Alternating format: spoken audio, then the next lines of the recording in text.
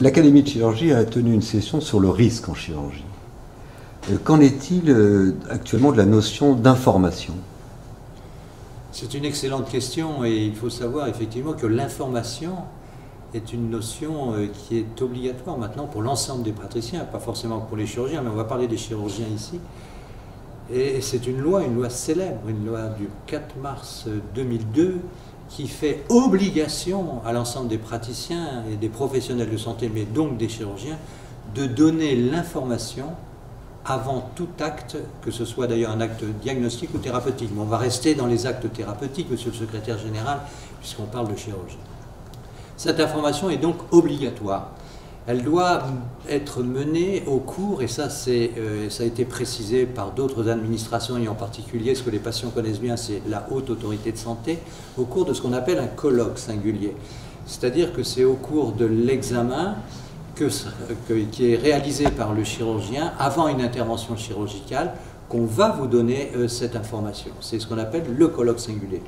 Par ailleurs, ça peut être complété aussi par un certain nombre de documents qui peuvent vous être remis par le chirurgien, des documents écrits ou des documents vidéo. Mais en tout état de choses, c'est le plus important, c'est la communication orale, c'est ce qu'on appelle le colloque singulier, et vous devez poser toutes les questions à votre chirurgien sur, bien sûr, le mode opératoire. Alors on ne va pas parler de technique, parce que la technique c'est très compliqué, mais éventuellement sur les complications. Il faut que vous sachiez une nouvelle fois que vous devez le faire et que le chirurgien doit répondre à toutes vos interrogations. C'est ce qu'on appelle l'information. Et puisque le professeur Béraud a parlé effectivement de cette notion éthique, tout ceci c'est dans le cadre de ce colloque singulier pour permettre le respect de la dignité du patient. On doit vous donner cette information. Monsieur le secrétaire général, que se passe-t-il si on ne donne pas l'information ? Eh bien, c'est une attitude qui est condamnable. Non, le chirurgien n'ira pas en prison. Ce n'est pas du droit pénal, c'est ce qu'on appelle du droit civil. C'est-à-dire que le chirurgien peut être condamné à vous donner des dommages et intérêts s'il ne vous a pas donné l'information. Le fait même de ne pas donner l'information, même si tout se passe bien, et même si vous n'avez aucune complication, est condamnable. Les tribunaux sont très clairs là-dessus.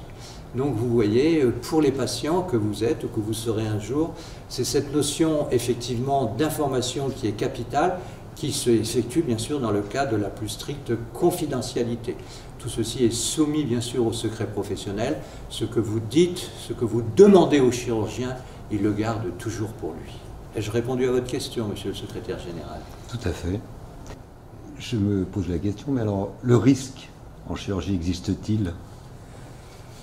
Il n'y a qu'une seule réponse à cette question. Le risque existe-t-il en chirurgie? Oui. Mesdames et messieurs, le risque existe en chirurgie. Il n'y a pas de petite chirurgie, il n'y a pas de petits actes, et à chaque fois, effectivement, qu'une intervention chirurgicale, même sous anesthésie locale, est réalisée, il y a un risque. Alors bien évidemment, ce risque est un risque mesuré. Vous ne vous faites pas opérer par n'importe qui, les études pour être chirurgien sont relativement longues, comme vous le savez, et bien évidemment, ce risque rentre dans le cadre de ce qu'on appelle la balance risque pour vous-même, mais aussi bénéfice pour vous-même. Et tout ceci doit être calculé. Il y a des interventions dans lesquelles l'obligation de se soumettre à une intervention est tout à fait légitime. Vous ne vous faites pas opérer, vous allez mourir. C'est un risque. Vous vous faites opérer pour une intervention, on va dire, à visée fonctionnelle, comme dans ma spécialité en chirurgie orthopédique, on va vous mettre une prothèse totale de hanche parce que vous avez mal à la hanche. De cette douleur à la hanche, vous n'en mourrez jamais. Si on vous met une prothèse totale de hanche, ben vous risquez de mourir. Mais je vous rassure, le risque est tout à fait minime. Mais il n'y a pas que le risque mortel, il y a le risque des complications, des raideurs, des fameuses infections nosocomiales que l'on connaît bien dans notre spécialité, mais qui obèrent les résultats dans toutes les spécialités chirurgicales et qui entraînent effectivement de temps en temps des complications, voire la mort du patient.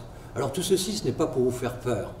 Dans la plupart des cas, tout se passe bien, mais le risque existe, le risque, il faut le prendre de temps en temps, en particulier pour sauver la vie grâce à la chirurgie aux patients. Dans toutes les autres spécialités où il n'y a pas un risque vital, il peut y avoir d'autres risques. Ces risques doivent être expliqués, on parlait de l'information, au cours de l'information. Merci.